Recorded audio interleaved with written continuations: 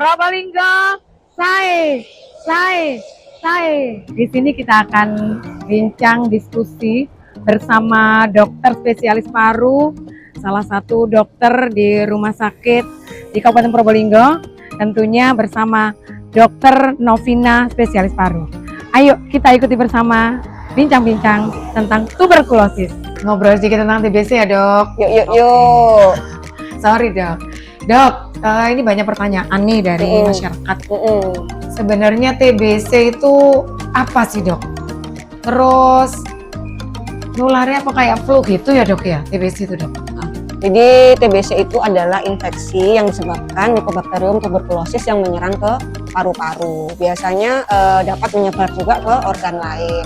Biasanya sih penyebabnya karena droplet atau inhalasi. Jadi seperti batuk, bersin, berbicara, itu biasanya penularannya seperti itu Mbak Yeni. TBC itu dok nularnya lewat apa ya dok ya? Penularannya melalui droplet pada pasien-pasien yang dengan TBC aktif. Jadi dropletnya bisa melalui bersin, batuk, bicara.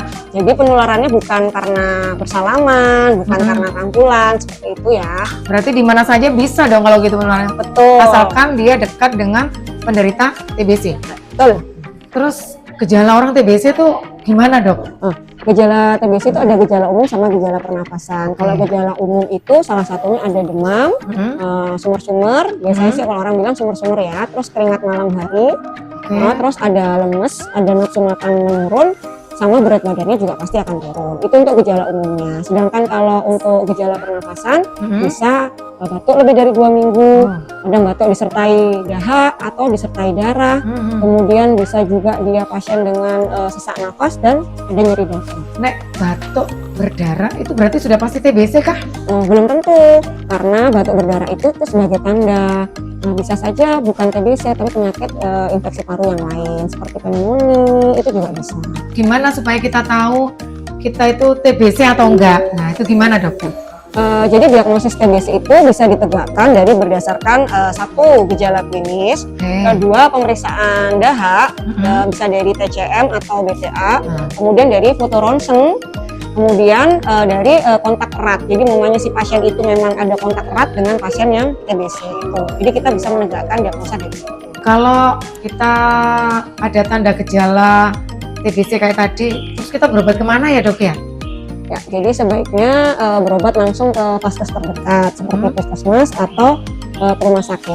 TBC itu pengobatannya lama dok? Jadi pengobatan TBC standar untuk OAT sendiri itu standarnya adalah 6 bulan, kecuali didiagnosanya TBC selain TBC paru. Berarti 6 bulan? Ya, dan tidak boleh putus ya, tidak boleh bolong-bolong, harus diminum setiap hari sesuai dengan anjuran dari tenaga kesehatan. Pencegahan TBC itu gimana dok? Ya, jadi pencegahan TBC satu bisa dari vaksinasi BCG pada bayi, kedua deteksi dini dan pengobatan rutin, jadi minum obatnya selalu diminum setiap hari.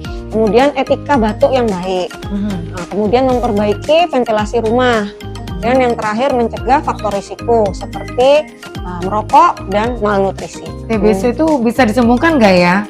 Insya Allah bisa sembuh Mbak Yeni, asalkan berobat teratur dan menjaga kondisi tubuh. Oke, jadi sudah jelas kan semuanya?